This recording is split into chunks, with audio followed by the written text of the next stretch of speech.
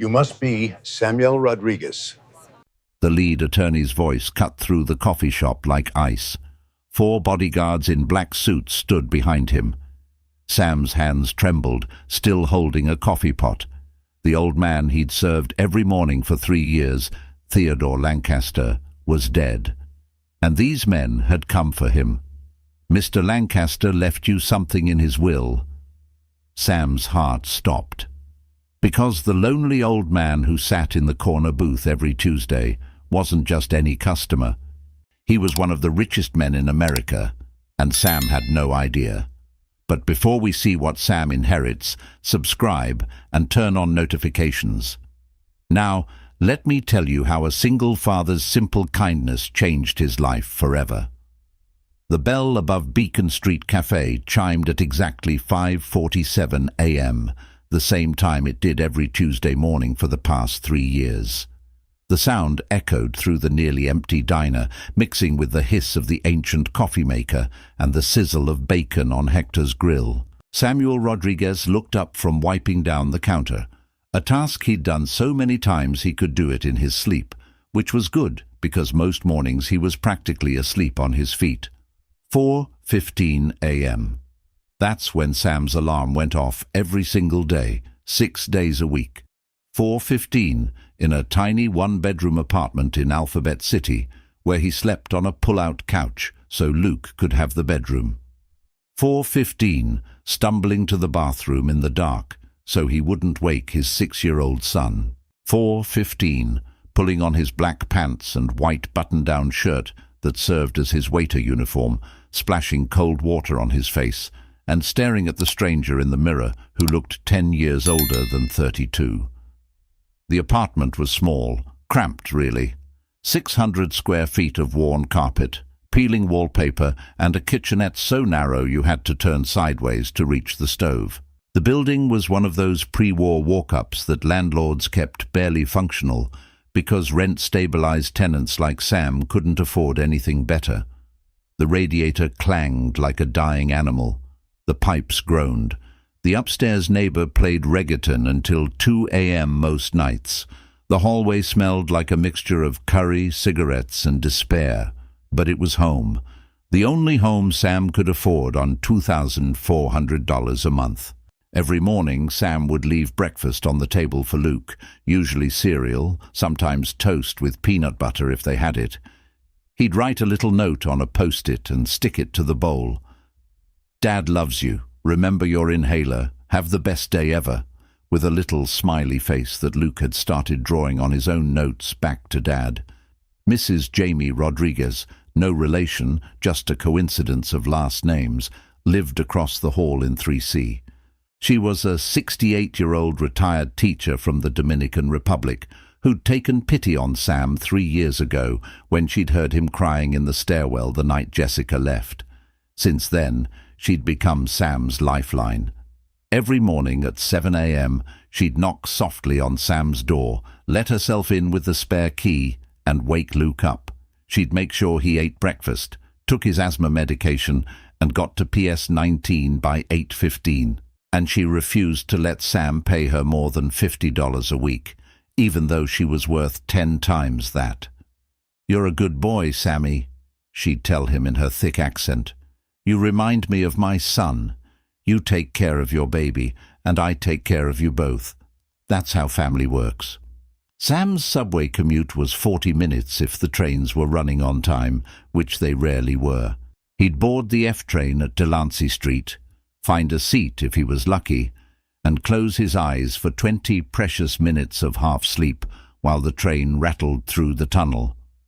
Around him, the other early-morning commuters formed a silent fellowship of exhaustion. Nurses heading home from night shifts, construction workers heading to job sites, cleaning ladies with grocery bags full of supplies. Nobody made eye contact. Nobody spoke.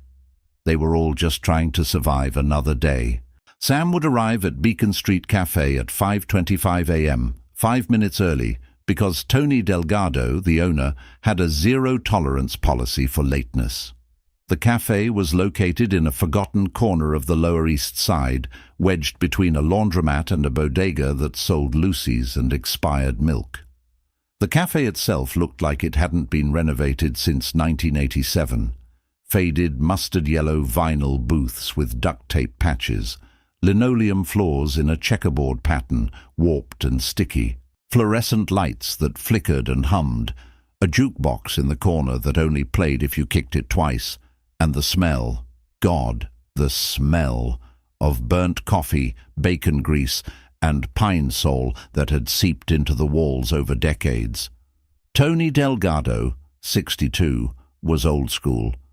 Grey hair slicked back with too much pomade. Perpetual scowl.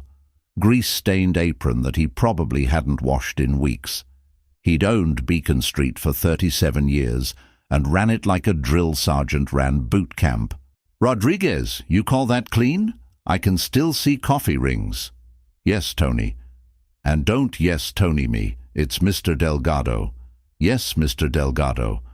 But Tony had given Sam a chance when nobody else would. 3 years ago, when Sam walked in desperate for any job that would let him pick up Luke from school, Tony had looked at his resume, which included 2 years at Le Bernardin and a culinary degree from the Institute of Culinary Education, and laughed. "You want to work here? You're overqualified, kid. I need morning shift, 5:30 to 2. I have a son." Tony had studied him for a long moment, saw the desperation, the dark circles, the trembling hands of a man on the edge. $12 an hour plus tips, no benefits, 6 days, Tuesday through Sunday. You miss a shift, you're fired. Deal? Deal. That was 3 years ago. Sam was still making $12 an hour, still no benefits, still 6 days a week. But he'd never missed a shift, not once. Not when he had the flu. Not when Luke was sick.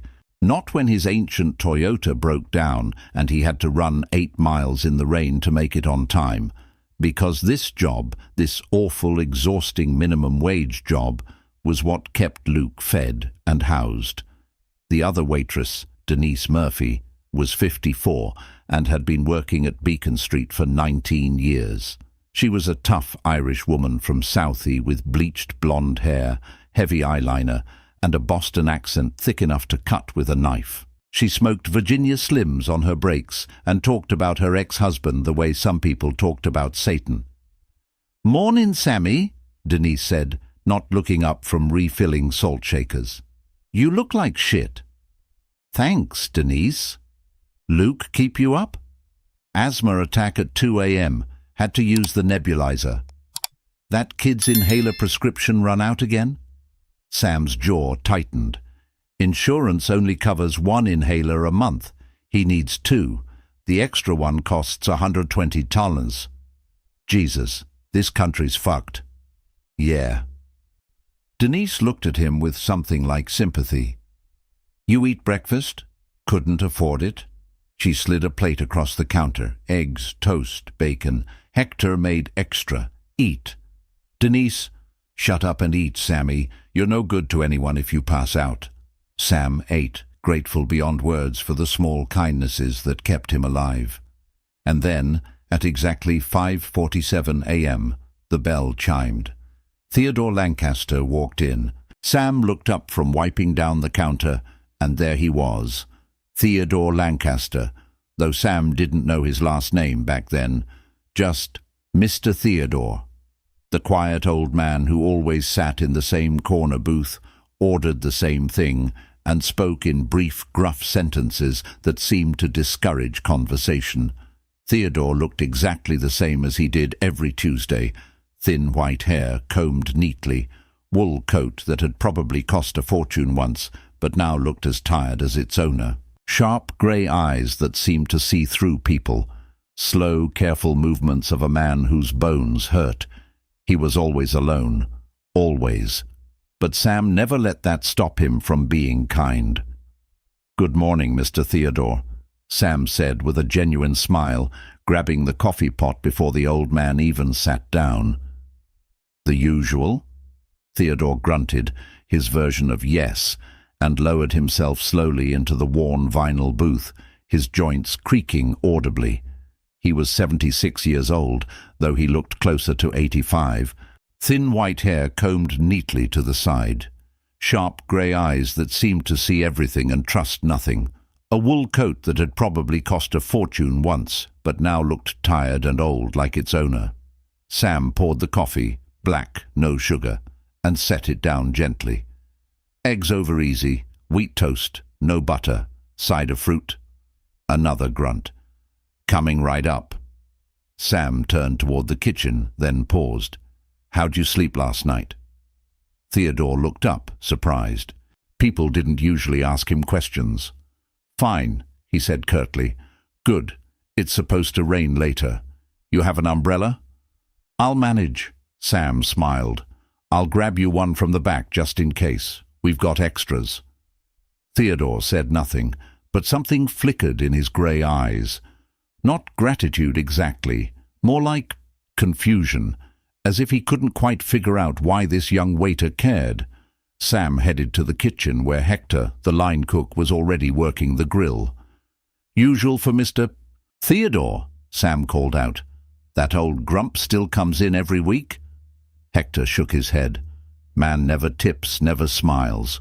Why are you so nice to him? Sam shrugged. Why not? Doesn't cost me anything to be kind. Costs you tips, Hector muttered. You spend 10 minutes talking to him every time. Could be turning tables.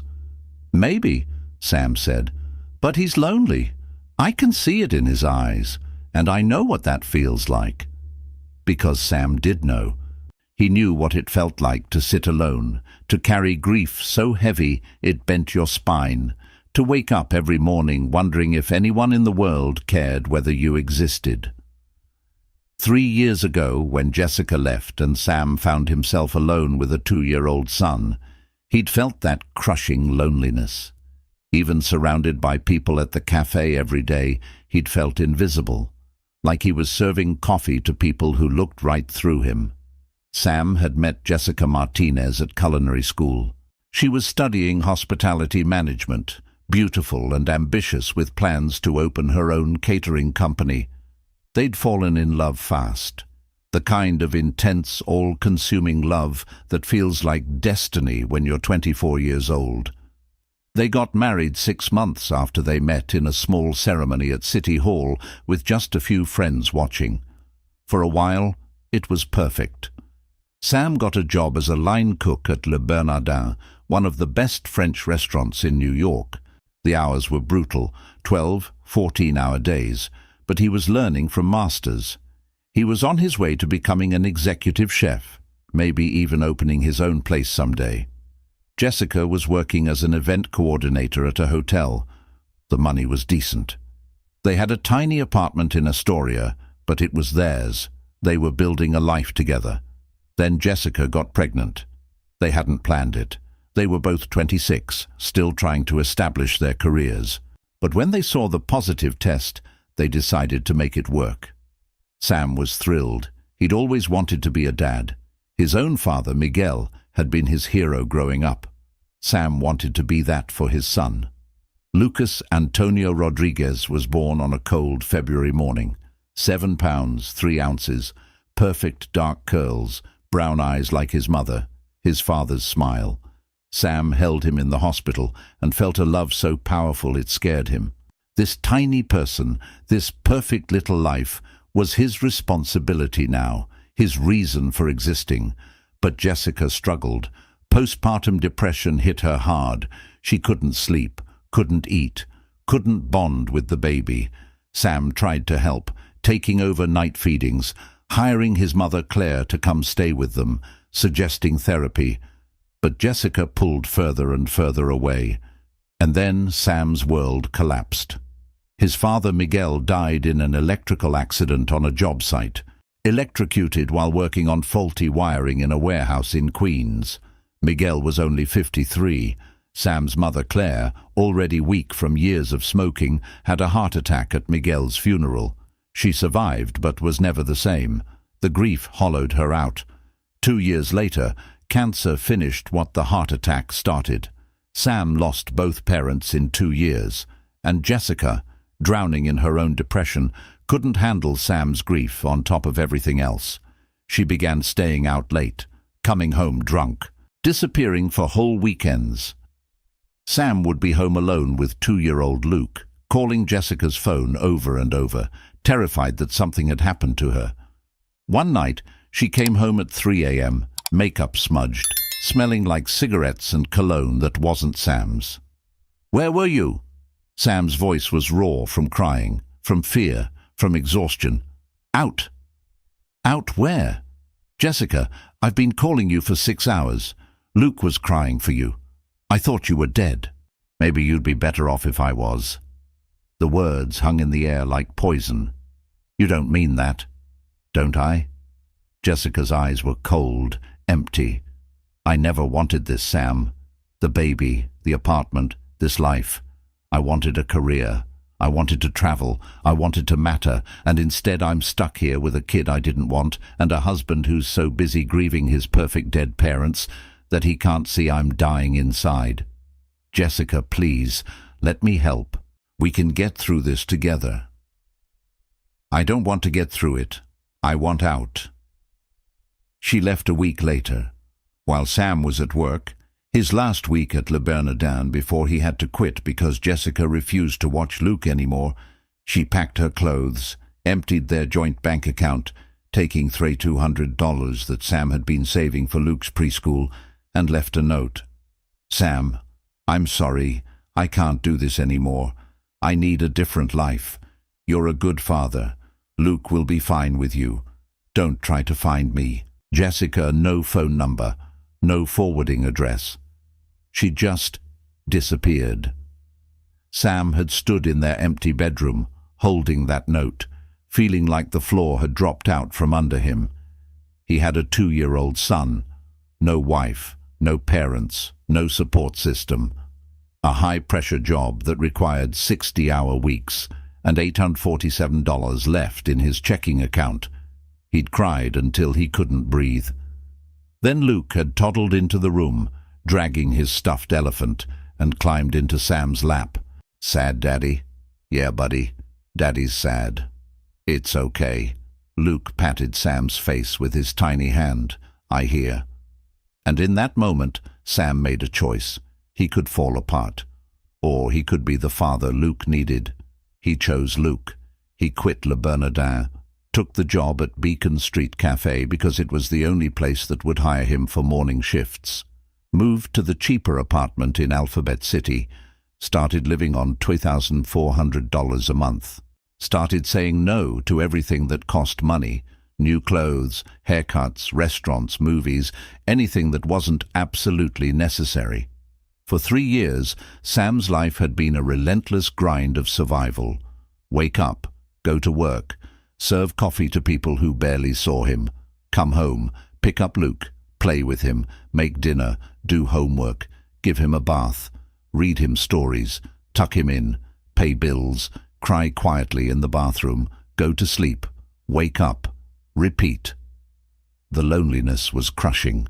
Sam had no friends anymore, no time for them, no romantic prospects. Who wanted to date a broke single father with no future? No dreams left, just the daily work of keeping his son fed and housed and loved.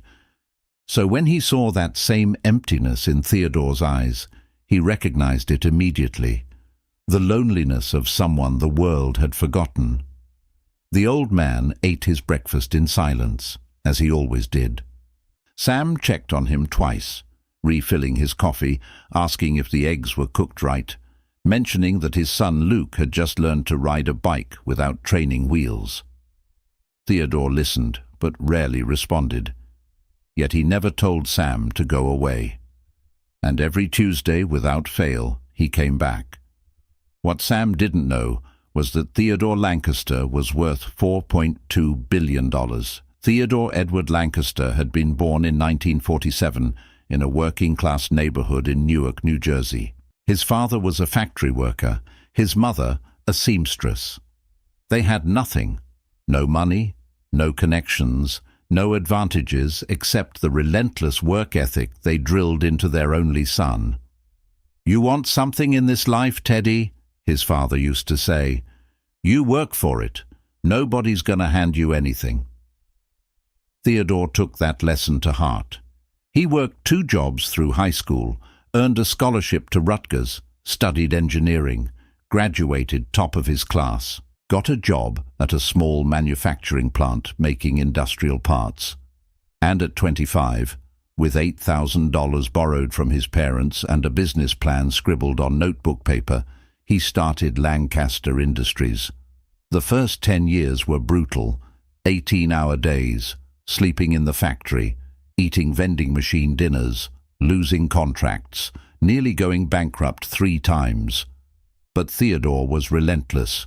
He underbid competitors, he worked weekends, he personally delivered orders to prove reliability, and slowly, impossibly, his company grew. By 1980, Lancaster Industries was making $10 million a year. By 1990, $100 million. By 2000, they'd gone public, and Theodore was worth $500 million. By 2010, after strategic acquisitions in pharmaceuticals and real estate, he was worth $3.7 billion. Forbes profiled him. Wall Street called him a genius. Politicians asked for his endorsement.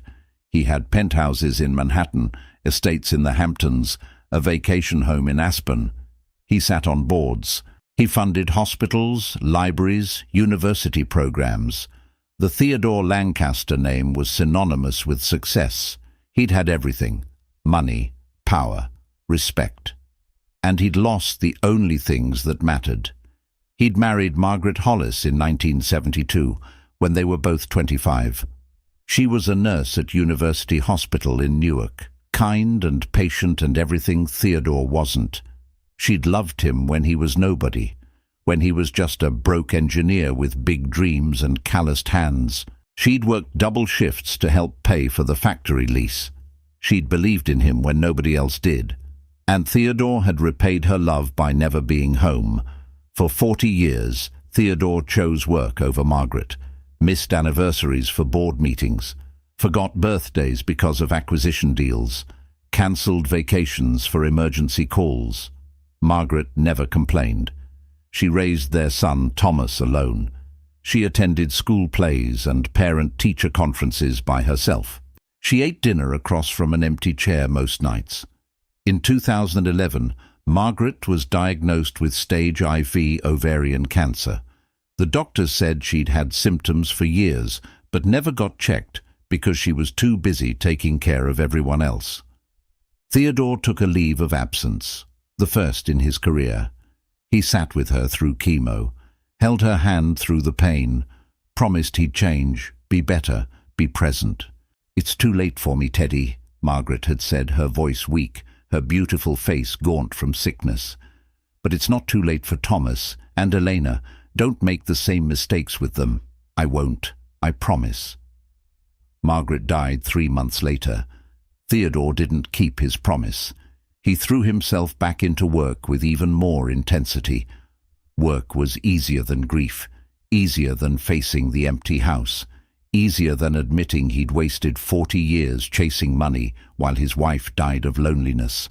His son Thomas tried to reach him, invited him to dinners, asked him to come meet his granddaughter Elena, begged him to slow down, take time to heal, be part of the family.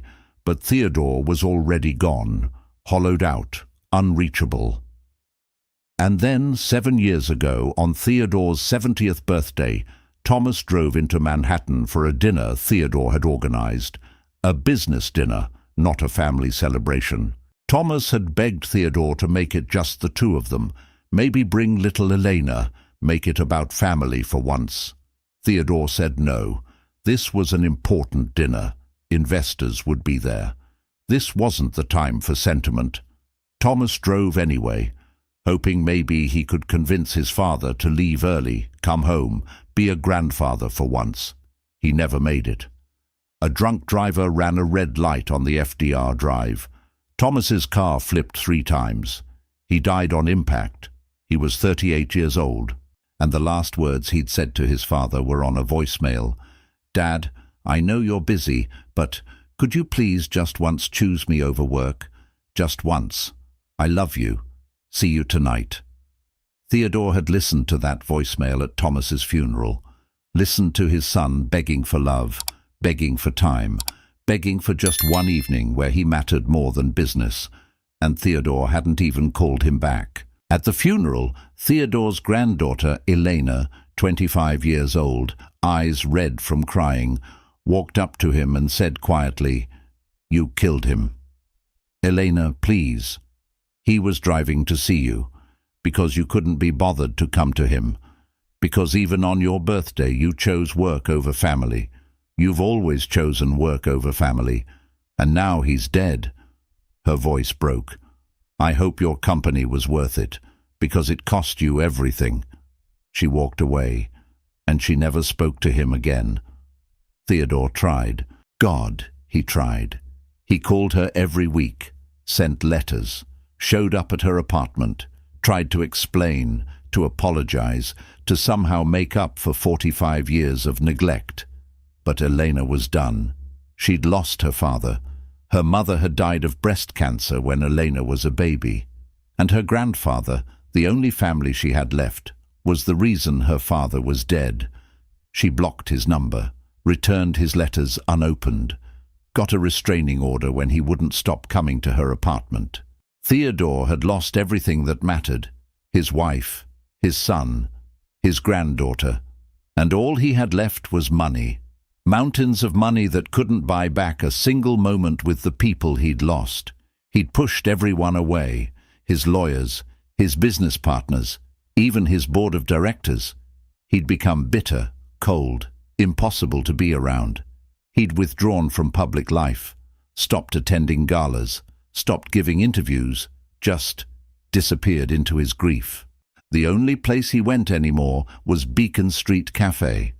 Every Tuesday, 5:47 a.m., corner booth, because there was one person in the world who still treated him like a human being: Samuel Rodriguez, a 32-year-old single father who worked a dead-end job and had every reason to be bitter himself, but wasn't, and Theodore was testing him. Every week, Theodore came in and acted difficult, cold, grumpy, dismissive. He never tipped, not because he couldn't afford it, but because he wanted to see if Sam would stop being nice. He wanted to see if Sam's kindness was transactional, like everything else in Theodore's world. He wanted to see if Sam would eventually get tired of the grumpy old man who gave nothing back. Sam never did. Every week Theodore came in and acted difficult, cold, grumpy, dismissive. He never tipped, not because he couldn't afford it, but because he wanted to see if Sam would stop being nice. Sam never did.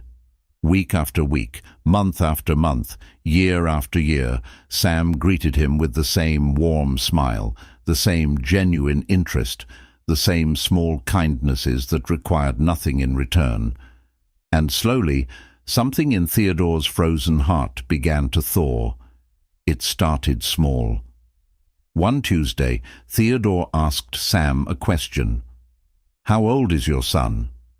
Sam, surprised, smiled. 6. Just turned 6 last month."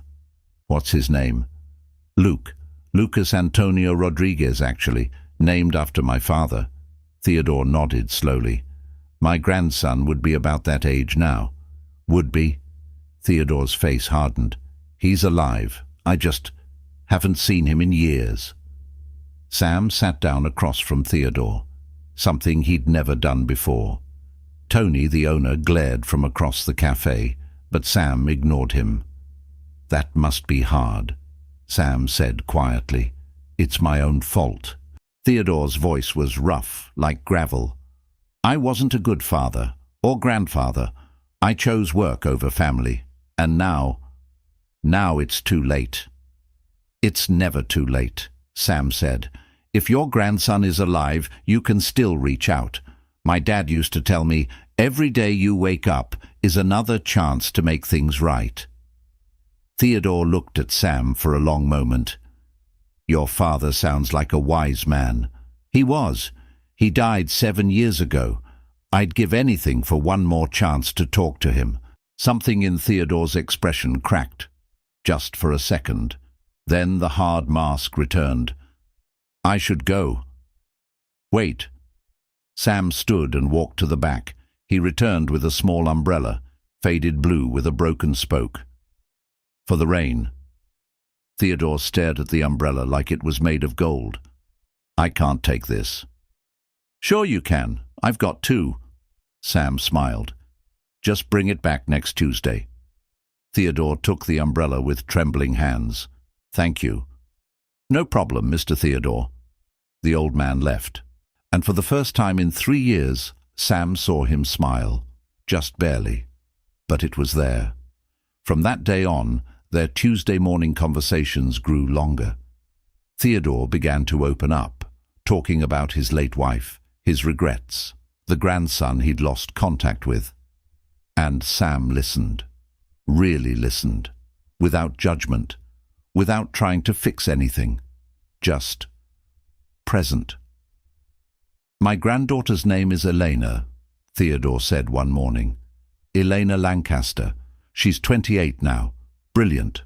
Beautiful. She runs a non-profit helping underprivileged kids get into college. Everything I should have been. Have you tried calling her?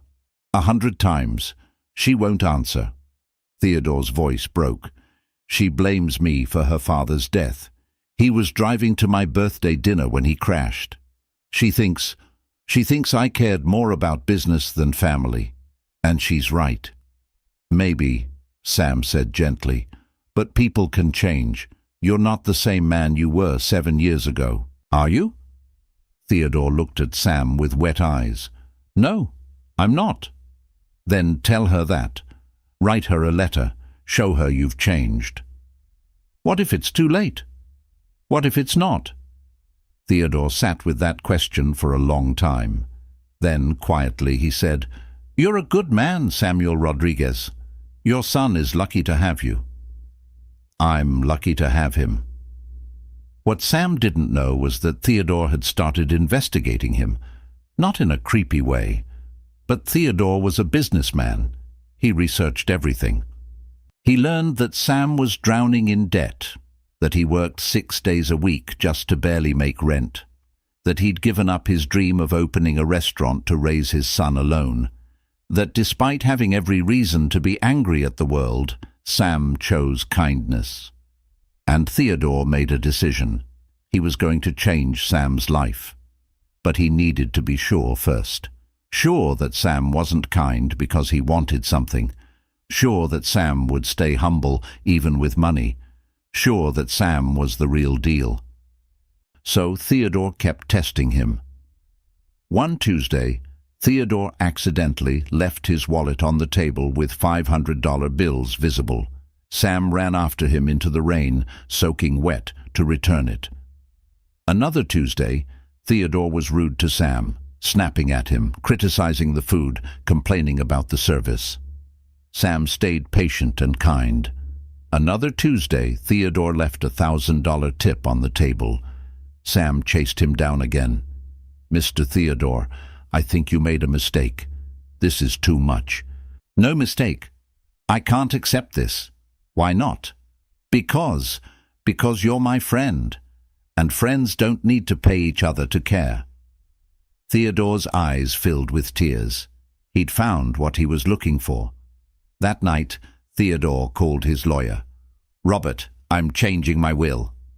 3 weeks later, Theodore Lancaster died in his sleep, peacefully, with a smile on his face. And on a rainy Tuesday morning, when Sam arrived at Beacon Street Cafe at 5:30 a.m., there was a black town car parked outside, 4 bodyguards in black suits, and 3 men in expensive lawyer's suits standing at the counter.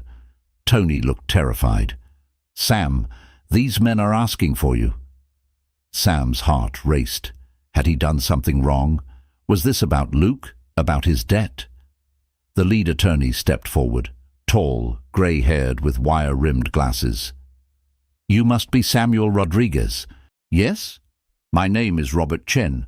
I'm the executor of Theodore Lancaster's estate. Sam's blood ran cold. Mr. Theodore? I'm afraid Mr. Lancaster passed away 3 weeks ago. The coffee pot slipped from Sam's hand, shattering on the floor. What? I'm very sorry for your loss. I understand you two were close. Sam couldn't breathe. Close? I didn't even know his last name until just now. Theodore Lancaster, the billionaire? Yes. Sam sat down hard on the nearest stool.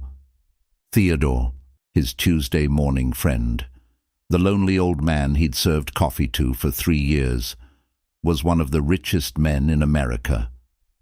"Why are you here?" Sam's voice was barely a whisper.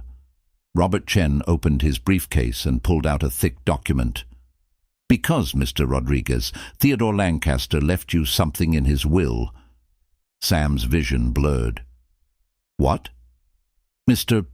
Lancaster bequeathed to you a trust fund in the amount of $2 million to be used for your son's education and your personal financial security. Additionally, he left you a building in Manhattan, a commercial property currently valued at approximately $1.8 million. He suggested in his notes that you might want to use it for your restaurant." The world stopped. Sam couldn't hear anything. Not Tony's gasp, not Denise dropping a tray, not the traffic outside. $2 million. A building, his restaurant. "I don't understand," Sam whispered. "Why?" Robert Chen smiled, the first warm expression he'd shown. "Mr. Lancaster left you a letter. He asked that I read it to you." He pulled out an envelope, opened it, and began to read in Theodore's voice. "Dear Sam, if you're hearing this, I'm gone. And I imagine you're confused, maybe even angry that I lied to you about who I was. But I needed to know if your kindness was real. I needed to know if there were still good people in this world who helped others without expecting anything in return. You proved that there are. Every Tuesday morning for 3 years, you treated me like I mattered. You asked about my day. You listened to my stories. You gave me your umbrella in the rain. You called me your friend. You gave me something money can't buy. You gave me back my humanity. I spent my whole life chasing success and pushing away everyone I loved. My wife died thinking I cared more about business than her. My son died on his way to a dinner I almost cancelled. My granddaughter won't speak to me because I failed her when she needed me most. I destroyed my family with neglect. But you, Sam, you showed me what really matters. You work a minimum wage job and raise your son alone, and somehow you're richer than I ever was. Because you have love. You have purpose. You have Luke. I'm giving you this money not because I pity you, but because I want to invest in goodness. I want your son to have every opportunity. I want you to build that restaurant you dreamed about. I want you to keep being the man you are, the man who taught an old fool that kindness is never wasted. Thank you, Sam. Thank you for treating me like a human being. Thank you for showing me that I could still be worth something to someone. You gave me 3 years of friendship that meant more than 70 years of wealth. And I hope this gift lets you live the life you deserve. Your friend always, Theodore Lancaster. P.S. Take care of Eleanor for me. She needs someone who understands kindness. I think you two will get along. Robert Chen folded the letter. The cafe was silent, except for the sound of Sam sobbing. "There's one more thing," Robert said gently. "Mr. Lancaster arranged for you to meet his granddaughter, Eleanor Lancaster. She's waiting outside in the car. He wanted you two to execute the charitable foundation he left behind together. If you're willing." Sam wiped his eyes, nodded. "Yes, of course." Robert gestured to one of the bodyguards, who opened the cafe door, and Elena Lancaster walked in. She was 28, with dark brown hair pulled back in a professional ponytail, wearing a grey blazer and jeans. She had Theodore's sharp grey eyes, but hers were softer, warmer, filled with grief and curiosity. She looked at Sam. "You're Samuel Rodriguez?" "Sam. People call me Sam." "I'm Elena." Her voice cracked. "My grandfather. He talked about you.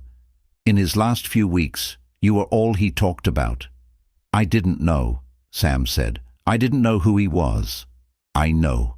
That's why he loved you." Elena's eyes filled with tears. He said you were the only person who saw him as just Theodore. Not a billionaire, not a CEO. Just an old man who needed a friend. Sam stood, walked over, and without thinking, pulled Eleanor into a hug. She stiffened for a second, then broke down crying. "I'm so sorry," Sam whispered. "He loved you so much. He talked about you every week. He was so proud of you." "He never told me that." "I think he was too scared, too ashamed of the years he wasted."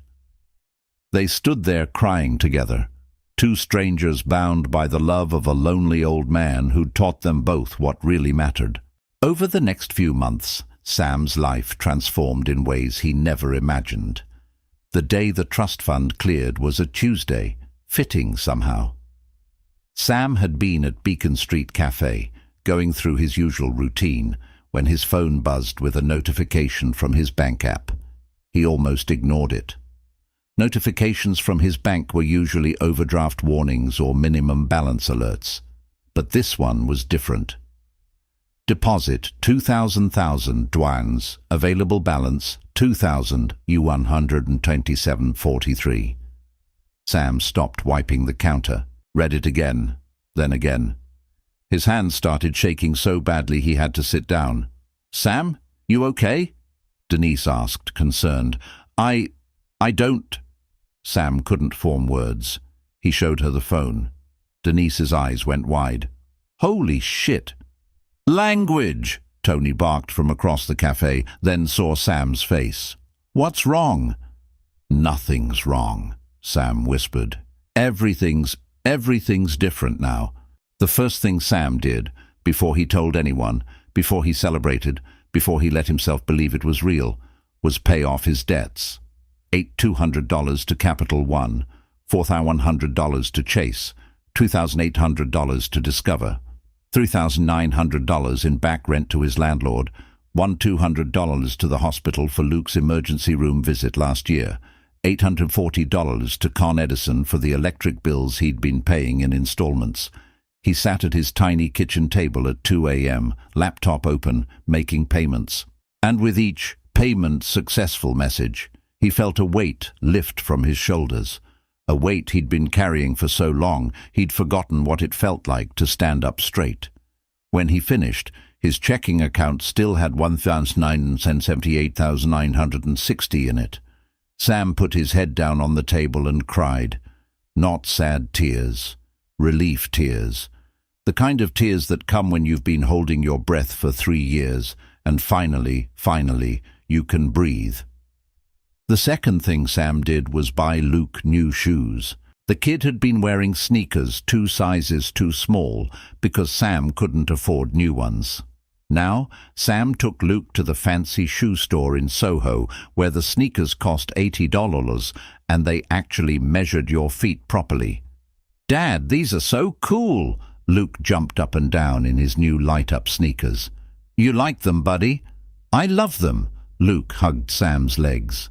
"Are we rich now?" "We're comfortable." "What's comfortable mean?" "It means Daddy doesn't have to worry about groceries anymore." "Does that mean we can get the good cereal, the one with the cartoon on the box?" Sam laughed through tears. "Yeah, buddy, we can get the good cereal." They bought $200 worth of groceries that day. Real groceries, fresh fruit, vegetables, the name brand cereal, actual orange juice instead of the powder mix, chicken breasts instead of the cheapest ground beef. Luke sat in the cart, eyes wide, watching his dad fill it up without checking prices or doing mental math. "Dad, are you sure we can afford all this?" "Yeah, buddy, we can afford it." That night, Sam made dinner in their tiny kitchen, chicken parmesan with real mozzarella, a side salad with vegetables Luke had picked out, and garlic bread from the bakery instead of the freezer section.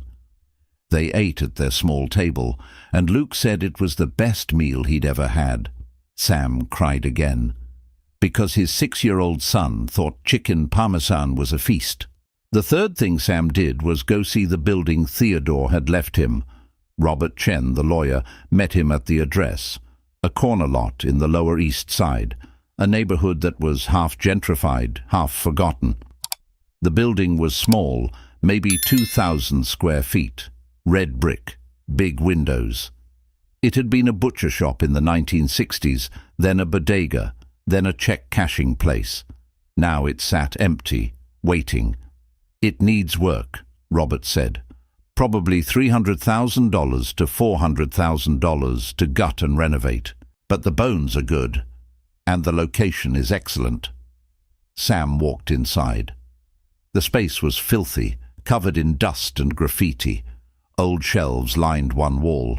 The floor was cracked linoleum. The ceiling had water damage. It smelled like mildew and failure. But Sam could see it.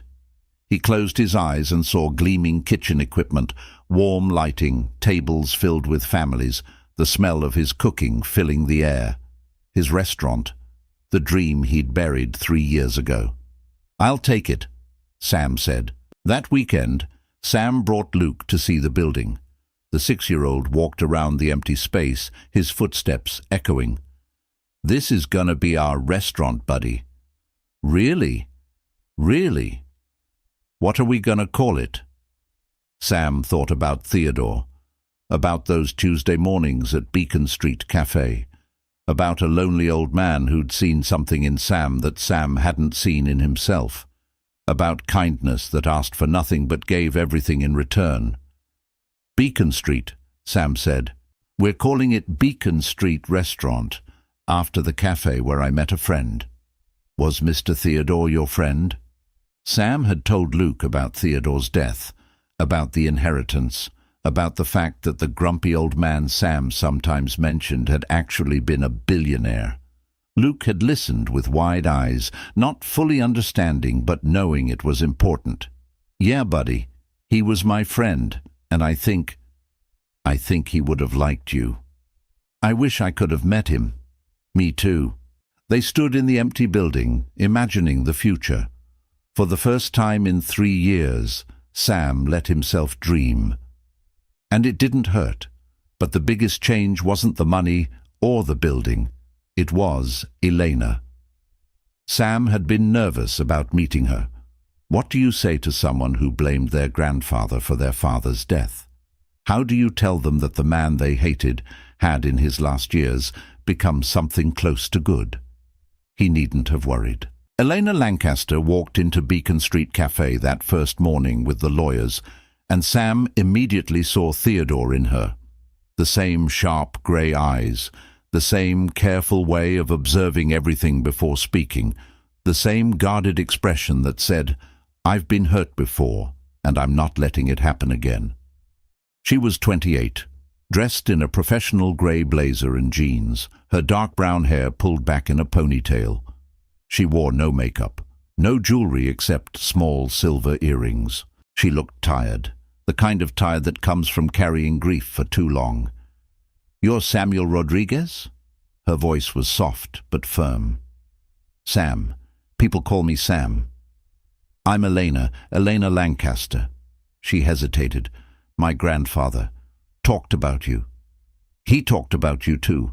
Every Tuesday. You were his favorite subject." Elena's eyes filled with tears. "I didn't know that. He was so proud of you, your work with underprivileged kids, your non-profit. He said you were everything he should have been. He never told me that." "I know. He wanted to.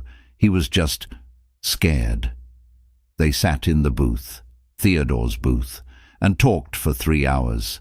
Sam told Elena everything, every Tuesday morning conversation, every story Theodore had shared about Margaret, about Thomas, about his regrets. Every time Theodore had asked Sam's advice about how to reach Elena. Every time Theodore had said, "I wish I could tell her I'm sorry." He was sorry, Sam said. At the end, that's all he felt. Regret for the years he wasted. Regret for choosing work over family. Regret for pushing you away. Eleanor cried, and Sam, without thinking, held her hand across the table. "Why did he leave you all this money?" Eleanor asked. "No offense, but you were his waiter. I was his friend, and I think I think I reminded him of who he used to be, before the money, when he was just a kid from Newark who wanted to build something, when he still believed kindness mattered. Elena nodded slowly. He wrote me a letter. Robert gave it to me. I haven't read it yet. I'm scared. Why? Because what if it's just excuses? What if he's still the same man who chose work over my father? Sam squeezed her hand. People can change, Elena, even at 76. I saw it happen. Theodore changed. He just ran out of time to show you. Elena cried harder. I wasted 5 years. 5 years I could have spent forgiving him, and now he's gone. He forgave you. He told me. He said you had every right to be angry. He said he hoped someday you'd be able to remember him as someone who tried, at the end, to be better. Will you help me read the letter? Elena asked suddenly. I don't think I can do it alone. Of course. They met the next day at a coffee shop in the West Village. Elena brought the letter, thick envelope, Theodore's handwriting on the front. They sat outside under an umbrella while people rushed past on the sidewalk. Eleanor's hands shook as she opened it. Sam sat quietly, giving her space. The letter was 12 pages, handwritten. Theodore's shaky, cursive filling page after page. Eleanor read it aloud, her voice breaking every few sentences. My dearest Elena, if you're reading this, I'm gone, and I imagine you're angry. Maybe you're relieved. Maybe you don't care at all. You'd have every right to feel any of those things. I need you to know something. Your father's death was my fault, not legally. I know the drunk driver was charged, convicted, sentenced, but morally, ethically, spiritually, it was my fault. Thomas was driving to see me, on my birthday, to a dinner I should have cancelled, to spend time with a father who'd never been there for him. I killed him by choosing work over family for 45 years. I killed him by being too important, too busy, too self-absorbed to just be his dad. Your grandmother tried to tell me. She begged me, Eleanor. In the hospital, dying of cancer I didn't notice because I was always at the office. She begged me not to make the same mistakes with Thomas, with you. I promised her I'd change. I lied. I threw myself into work even harder after she died, because work was easier than grief, easier than admitting I'd wasted 40 years chasing money while the woman I loved died alone. And then Thomas died. And you looked at me at his funeral and said, you killed him. And you were right. I've spent the last 7 years trying to apologize, trying to explain, trying to somehow earn your forgiveness. But I don't deserve forgiveness. I know that now. What I want you to know is this. I changed. Too late to matter, too late to fix anything, but I changed. I met a man named Samuel Rodriguez, a waiter at a diner I go to. He's 32, a single father, working a minimum wage job and drowning in debt. He has every reason to be bitter, angry, broken. But he's not. He's kind, patient, present. He loves his son more than anything in the world. He gave up his dreams to raise that boy, and he did it without complaint. He reminded me who I used to be, before the money. When your grandmother and I were young and broke and happy, when family was all that mattered. I'm leaving Sam $2 million and a building for his restaurant, not because I pity him, but because I want to invest in goodness. Because for 3 years, he treated me like I mattered, like I was still human. But more importantly, Elena, I'm leaving you the rest. $4.1 billion. Lancaster Industries. The foundation. Everything. Not because you need it. You've built a beautiful life without my money. You're doing more good with your non-profit than I've done with a lifetime of wealth. I'm leaving it to you because I want you to have the choice to keep working, or to expand your programs, or to walk away and travel the world, or to burn it all and start fresh. Whatever you choose, I'll be proud. I was always proud. I just never told you. I'm also asking you to work with Sam. He and I discussed creating a foundation to help single parents. Parents like him who are doing everything right, but the system is designed to break them. I want you two to run it together, if you're willing. Not because you need him, but because I think you'll be good for each other. You both understand loss. You both know what it's like to be left behind. And you both, despite every reason not to, still believe in kindness. I'm sorry, Elena. I'm sorry I wasn't the grandfather you deserved. I'm sorry I chose work over you. I'm sorry I didn't tell you I loved you every single day. I love you. I'm proud of you. And I hope someday, when the anger fades, you'll remember me not as the man who killed your father, but as the man who tried, at the very end, to be better. Your grandfather, Theodore. By the end, both Elena and Sam were crying. He did change, Elena whispered. I can see it in his words. This isn't the man I knew. He wished he could tell you in person. Will you tell me about him, the version you knew? Yeah, I'd like that. And that's how it started. Coffee meetings to discuss Theodore, then dinners to plan the foundation, then weekends at the building, helping Sam design the restaurant layout. Then afternoons at the park with Luke, who'd decided Eleanor was the coolest person ever. Eleanor was brilliant, funny, passionate about her work. She'd started her non-profit, Second Chance Education, 5 years ago, helping kids from low-income families get into college. She ran it with 3 staff members and a shoestring budget, working 70-hour weeks for a salary of $40,000 a year. I could have asked my grandfather for money, she told Sam one night over Chinese food in his apartment. Luke was asleep in the bedroom. They sat on the floor, cartons spread between them. He offered, multiple times, but I didn't want his money. I wanted him. He knew that. It's why he respected you so much. Did he really talk about me every week? Every single week. He'd ask my advice. How do I reach her? What would you want to hear if you were her? Sam smiled at the memory. One time he asked if he should buy you a car. I told him you didn't want things. You wanted time. What did he say? He said, I don't have much time left, but maybe I can leave her something that matters. Eleanor's eyes filled with tears. He did. He left me you. The words hung in the air. Sam looked at her, really looked at her, at this woman who'd appeared in his life like a gift from beyond the grave, this woman who made Luke laugh, who understood loss, who saw Sam not as a charity case, but as an equal. Elena, I know it's soon, she said quickly. I know we barely know each other. I know this is crazy, but I feel like Grandpa Theodore knew we'd be good for each other. I feel it too. They kissed, soft and tentative at first, then deeper.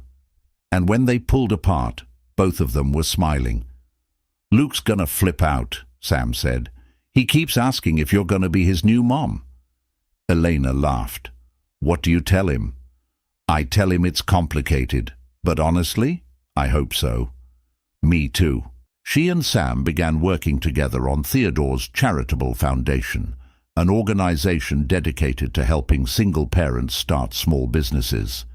Every week, they met to review applications, make grants, and plan events. And every week, Sam found himself looking forward to seeing her. Elena was brilliant, passionate, funny.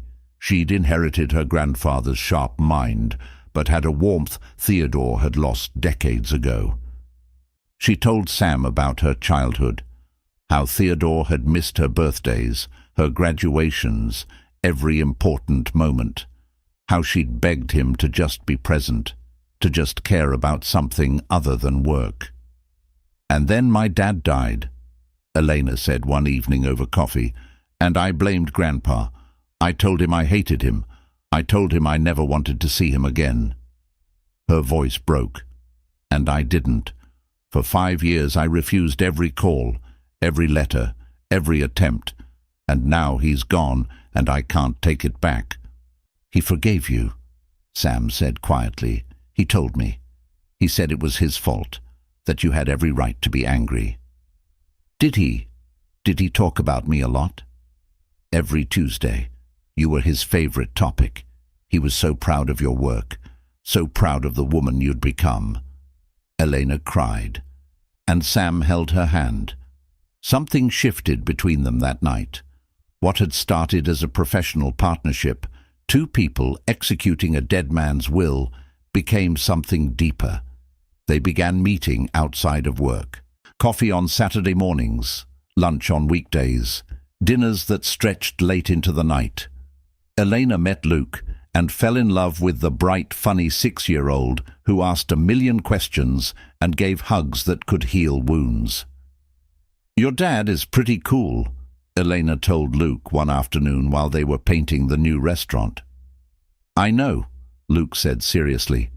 "He's the best dad in the world." "I think you're right." Luke looked up at her with paint on his nose. "Are you going to be my new mom?" Elena's face turned bright red. Sam, overhearing from across the room, laughed.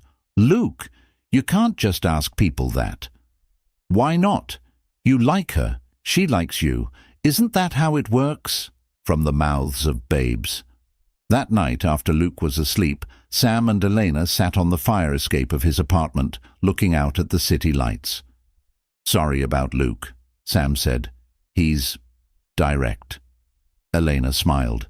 "He's perfect, just like his dad." Sam looked at her, really looked at her. "Elena, I know," she said softly. "Me too. This is crazy. We've only known each other 6 months. My grandfather knew you for 3 years and left you his entire heart in a letter. Time doesn't matter when you know." "Know what?" Elena took his hand. "That some people come into your life and change everything." Sam kissed her, and for the first time in years, he felt complete.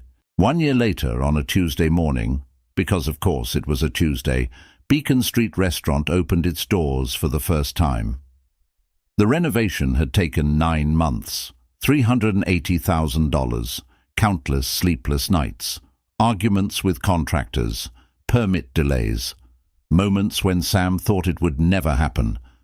But Elena had been there every step of the way, helping pick out light fixtures, painting walls, learning the difference between commercial-grade refrigeration and residential, holding Sam when he cried from exhaustion and fear, reminding him why he was doing this. The restaurant was beautiful, not fancy. Sam had deliberately kept it accessible, affordable, welcoming. Exposed brick walls, warm Edison bulb lighting, mismatched vintage chairs and tables Sam had found at flea markets, an open kitchen so diners could watch the cooking, and in the back corner, Theodore's booth, with a small bronze plaque that read, "Reserved for Mr. Theodore, friend, family, forever." The menu was a love letter to Sam's heritage. Mofongo with garlic shrimp, his father Miguel's recipe, Irish lamb stew, his mother Claire's specialty, pernil with tostones, pastelon, boxty with bacon, shepherd's pie with a Puerto Rican twist.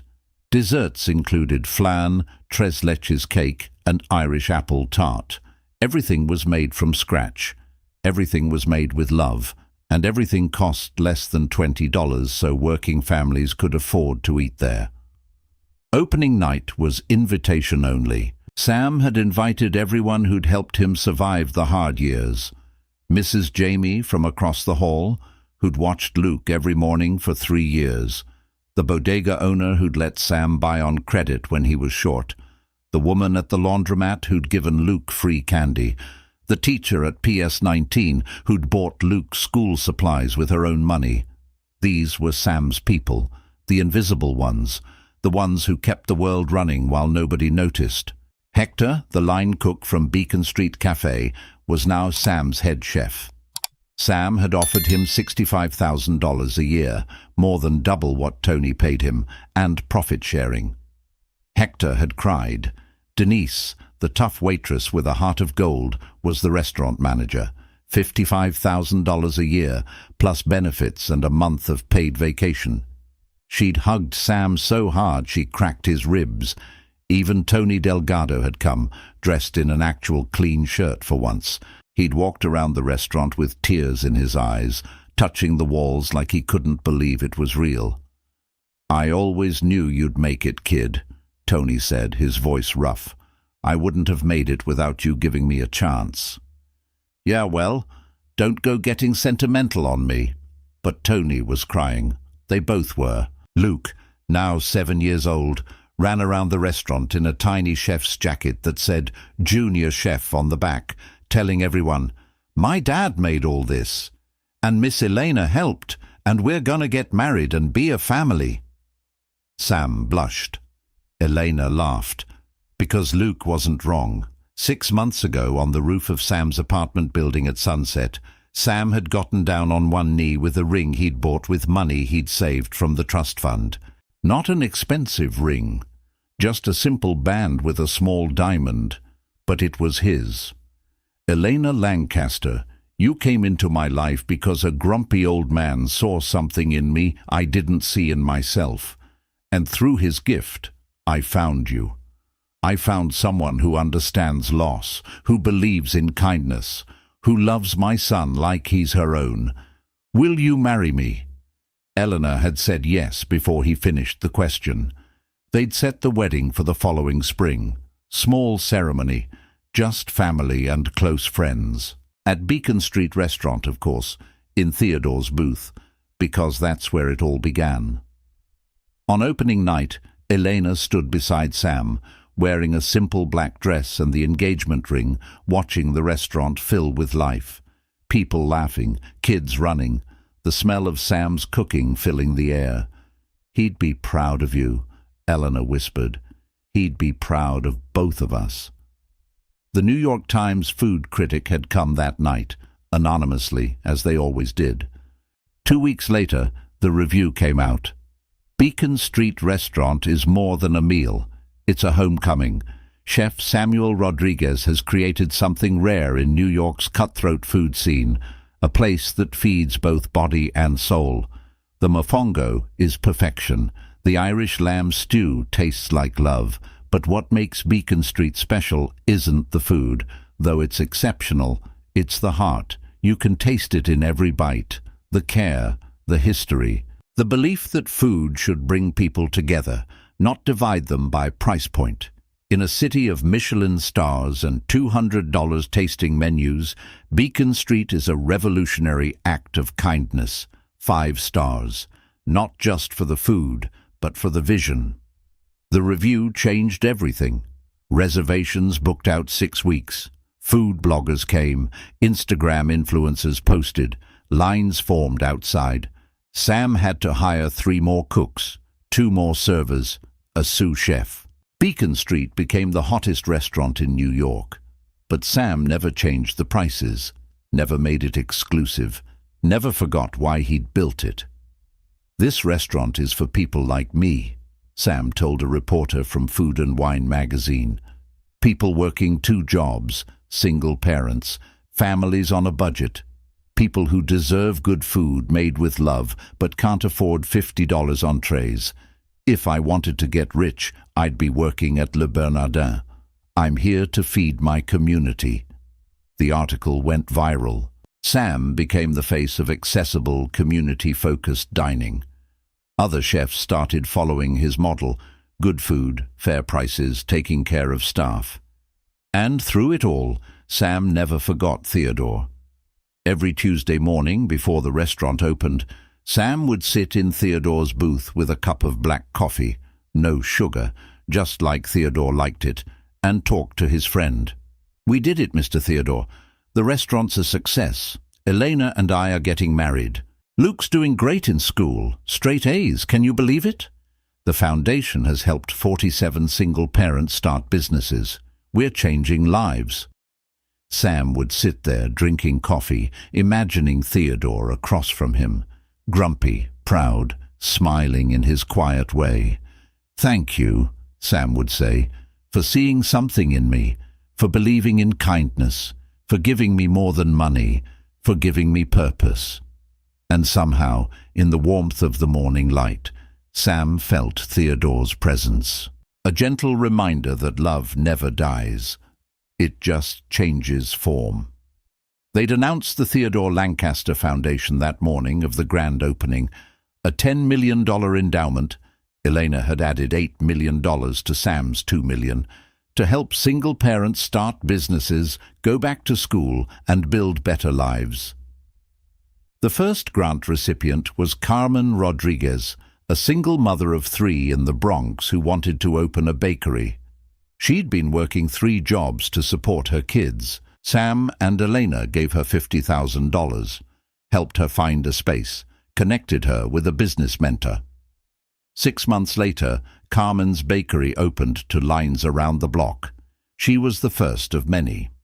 Over the next 2 years, the Theodore Lancaster Foundation would help 127 single parents. A daycare center in Queens, a landscaping business in Brooklyn, a mobile mechanic service in the Bronx, a catering company in Harlem. Each one a life changed. Each one a ripple from Theodore's kindness. Sam had learned something from Theodore, that wealth wasn't measured in dollars, it was measured in lives touched, in kindness given, in love shared. 2 years later, Sam and Eleanor got married at Beacon Street Restaurant on a Tuesday morning, because of course it was a Tuesday. Luke was the ring-bearer, wearing a tiny tuxedo and taking his job very seriously. Mrs. Jamie cried. Hector and Denise stood up as Sam's best man and maid of honor. Tony walked Elena down the aisle because her father couldn't. And when the officiant asked if anyone objected, Luke shouted, "Nobody better! This is the best day ever!" Everyone laughed. Elena and Sam kissed. And in Theodore's booth, where a single place setting always waited, Sam had placed a photo of Theodore, young, smiling, with Margaret by his side. "You're here with us," Sam whispered to the photo. "You're part of this family." That night, after the guests had left and Luke had fallen asleep upstairs in the apartment above the restaurant, Sam had bought the building and converted the top floor into a home. Sam and Elena sat in the empty dining room, holding hands. "Do you think he knew?" Elena asked. "That we'd fall in love?" "I think he hoped. I think that's why he put us together. He gave us everything." "Not everything," Sam said, squeezing her hand. "He gave us a chance. We did the rest." They sat in comfortable silence, surrounded by the life they'd built. And outside, the city hummed with possibility, with second chances, with the understanding that sometimes the smallest acts of kindness, a cup of coffee, a warm smile, a moment of genuine connection, can change everything. 3 years later, Elena gave birth to a daughter.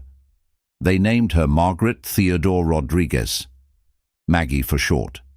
Luke, now 10, was obsessed with his baby sister. He'd hold her for hours, telling her stories about her namesakes, the great-grandmother and great-great-grandfather she'd never meet, but whose love had made her existence possible. Sam would watch his family, his son, his wife, his daughter, and feel overwhelming gratitude for Theodore, for chance encounters, for Tuesday mornings, for kindness given without expectation of return. And every Tuesday, without fail, Sam still sat in Theodore's booth with his black coffee and talked to his friend. "You should see her, Mr. Theodore. Maggie. She has your eyes. Grey, sharp, like she's already figuring out the world. Eleanor says she has your stubbornness too." Sam smiled, tears in his eyes. "Thank you for everything, for seeing me when I was invisible, for believing I was worth more than my circumstances, for teaching me that kindness is never wasted."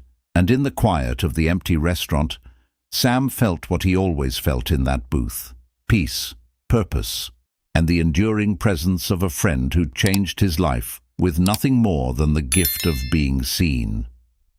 "Thank you," Sam whispered to the ceiling, knowing somehow Theodore was listening. Because sometimes the smallest act of kindness, A smile, a conversation, a cup of coffee given with genuine care can change everything. Theodore Lancaster had been one of the richest men in America, but the greatest gift he ever gave wasn't money. It was teaching Sam and Eleanor that the only wealth that matters is the love you give. And in the end, that love came back 100-fold. Sam never forgot those Tuesday mornings.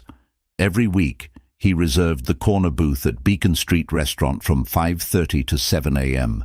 It was always kept empty, with a small brass plaque that read, "Reserved for Theodore, friend, teacher, family." And every Tuesday morning, Sam would pour 2 cups of black coffee, set one at the empty booth, and say quietly, "Good morning, Mr. Theodore," the usual.